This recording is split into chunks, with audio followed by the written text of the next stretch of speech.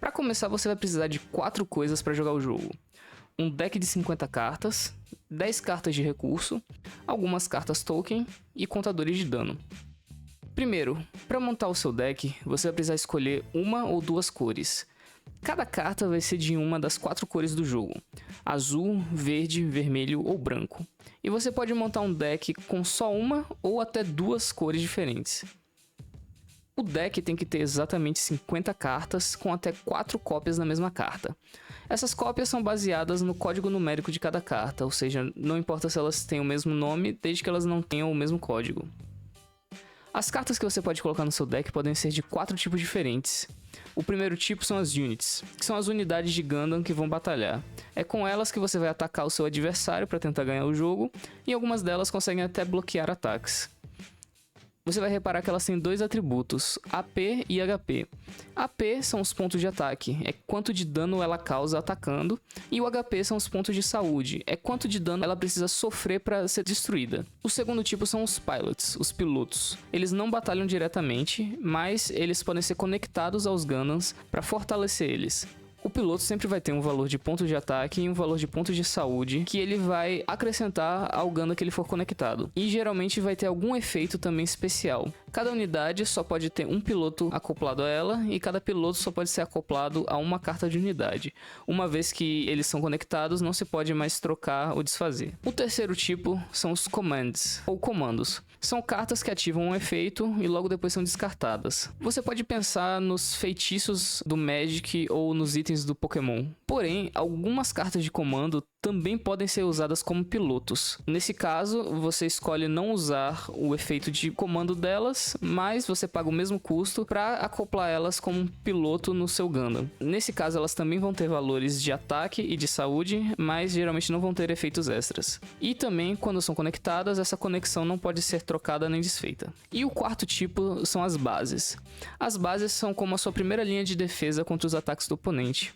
Quando você recebe um ataque direto e você não conseguiu bloquear, esse ataque vai primeiro para sua base, caso você tenha uma base ativa. Daí nós temos as cartas de recurso. Você vai precisar de 10 delas e elas são todas iguais, elas não têm cor e elas também não têm efeitos especiais. Tem também as cartas de token, que vêm de fora do jogo, não vão na sua mão nem em nenhum deck. Elas geralmente são criadas por efeitos das suas cartas. Os 2 exemplos mais importantes são os recursos EX e a base EX. Recursos EX são como recursos temporários. Quando você usa eles, eles deixam de existir no jogo. A base EX é uma base que ambos os jogadores começam com ela na partida. Ela tem 0 de ataque e 3 de vida. Dessa forma, você sempre começa com uma proteção a mais. E também, como ela é um token, assim que ela é destruída, ela sai do jogo. E por último, os contadores de dano. O dano que é recebido pelas suas unidades e as suas bases é permanente até que eles sejam destruídos. Isso quer dizer que você vai precisar de algo para marcar esse dano. Para isso, você pode usar fichas com números ou até mesmo dados ou algo parecido, desde que você consiga usar eles para marcar o dano individualmente. Então, existem as áreas do jogo. Você vai precisar saber delas porque elas são as áreas onde as cartas são colocadas durante as partidas. Não é necessário que você tenha marcações na mesa onde exatamente colocar as cartas, só é necessário que você deixe elas separadas e que esses lugares fiquem claros para cada jogador. Começando, tem a área de deck, que é onde você coloca o seu deck de 50 cartas. Ele fica ali virado para baixo, embaralhado. Depois tem a área de batalha, que é onde são colocadas as units que vão poder atacar e batalhar. Porém, você só pode ter até 6 unidades no seu campo. Caso você queira jogar outra unidade e o seu campo já esteja cheio, você pode remover uma que está lá e colocar a que você queria jogar. A que foi removida não conta como destruída nesse caso. Depois você tem o trash ou descarte, que é onde as cartas descartadas vão. Pode ser uma carta de comando depois que ela executou o seu efeito, pode ser uma carta que foi destruída em batalha ou um shield que foi quebrado. Todos eles vão pro descarte. Falando em shield, tem a área de shield. Dentro dessa área é onde vão ficar os seus shields e a sua base ativa, que são sua proteção contra ataques diretos. Você só pode ter uma base ativa por vez, mas assim como as unidades, se você quiser jogar outra no lugar, você remove a que tá lá e bota no descarte. Por último, existe a área de recurso e o deck de recursos. As cartas de recurso começam todas no seu deck de recursos e elas depois vão sendo colocadas na sua área de recursos durante o jogo. É na área de recursos que vão ficar todos os seus recursos que você pode utilizar, incluindo os recursos EX. Agora, a preparação antes do jogo começar. Para começar, cada jogador vai embaralhar o seu deck e vai colocar na área de deck, e depois colocar as cartas de recurso no deck de recursos. Depois, os dois jogadores vão ter que decidir quem começa jogando. Pode ser com pedra, papel, tesoura, ou par ou ímpar, ou algo parecido, e quem ganhar vai primeiro. Depois que isso foi decidido, os jogadores vão comprar a mão inicial.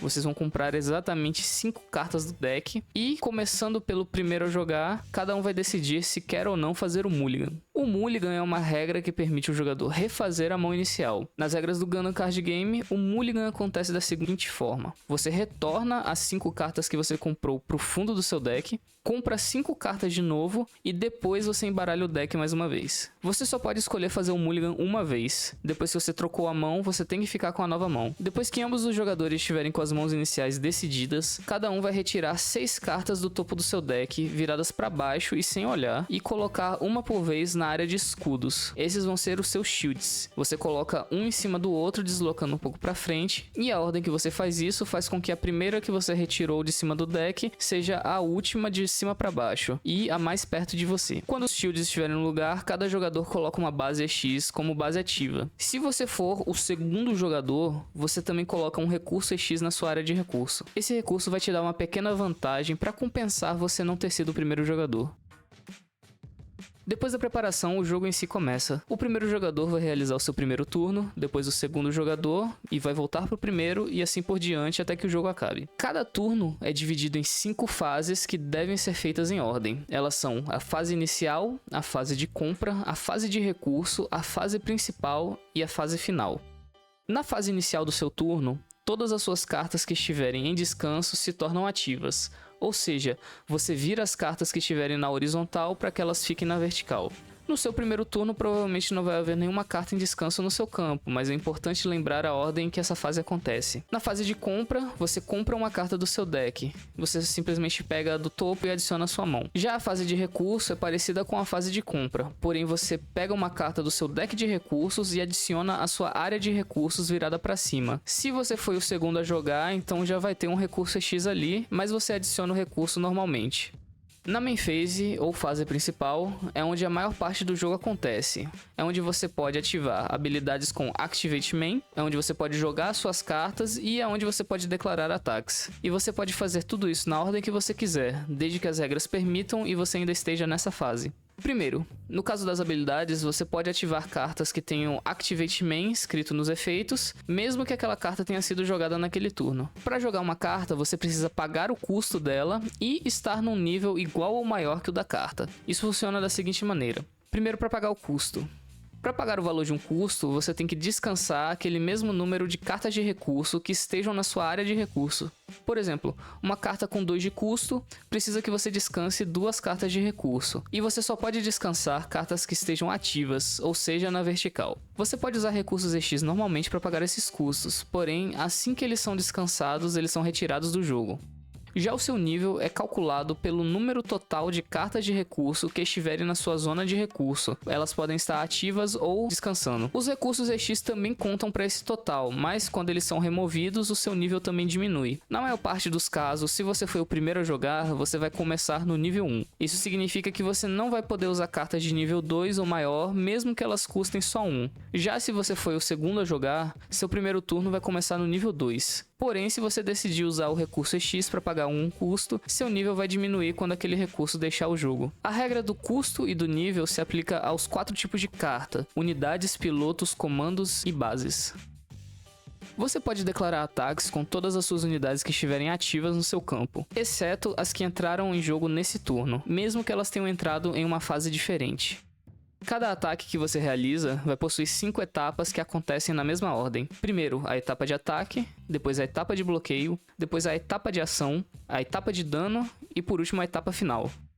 Na etapa de ataque, primeiro você tem que descansar a unidade que está atacando. Se algum outro efeito disser que ela não pode descansar, então ela também não pode atacar. Então, o alvo do ataque é escolhido. Você pode escolher entre atacar o seu oponente diretamente ou atacar uma unidade inimiga que esteja em descanso. Na etapa de bloqueio, o jogador que está sendo atacado pode escolher usar uma unidade com a habilidade Blocker, caso ela esteja ativa e não em descanso. Essa habilidade permite que ele descanse aquela unidade para que ela se torne o alvo do ataque, independentemente do que você escolheu.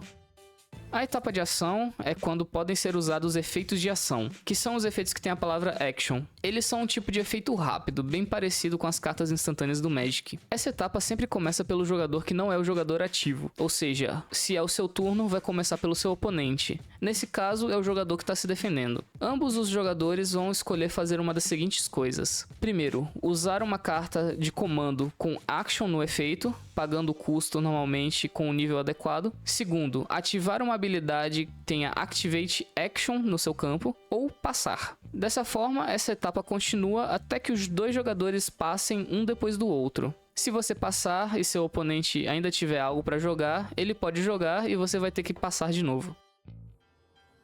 A etapa de dano vai depender qual foi o alvo do ataque. Se o alvo é outra unidade, seja a que bloqueou ou a que você escolheu, a unidade que está atacando e ela vão batalhar. Isso quer dizer que elas vão causar dano uma a outra igual aos seus valores de AP ao mesmo tempo. O dano recebido vai ser representado por contadores de dano e ele vai ser permanente enquanto aquela carta estiver em campo, a não ser que algum efeito recupere o dano. Quando uma unidade recebe dano igual ou maior ao seu HP, ela é destruída e vai para o descarte do seu dono. Caso um piloto tivesse conectado àquela unidade, ele também é enviado para o descarte. Agora, se o alvo foi o jogador oponente, ou seja, foi um ataque direto, se o alvo tiver uma base ativa, a unidade que está atacando vai batalhar com a base, da mesma forma que com outra unidade. Ou seja, se a base tiver AP, ela vai causar dano ao mesmo tempo, e se ela receber dano igual ou maior ao seu HP, ela também é destruída e vai para a base do dono. Se o alvo não tinha nenhuma base ativa, mas ainda tinha algum shield, então o shield que tiver mais em cima vai receber aquele dano.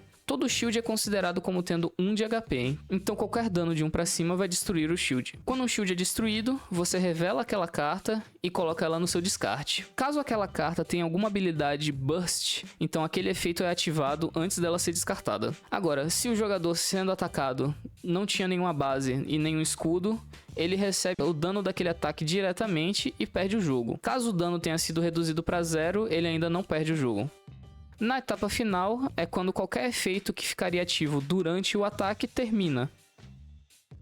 Uma regra especial são as unidades Link, ou Link Units. Algumas unidades vêm com o nome de um piloto específico escrito na parte inferior da carta. Isso quer dizer que quando aquela unidade fizer pairing com um piloto com aquele nome, ela se torna uma Link Unit. As Link Units, ao contrário das unidades normais, podem atacar no mesmo turno que você jogou aquela unidade.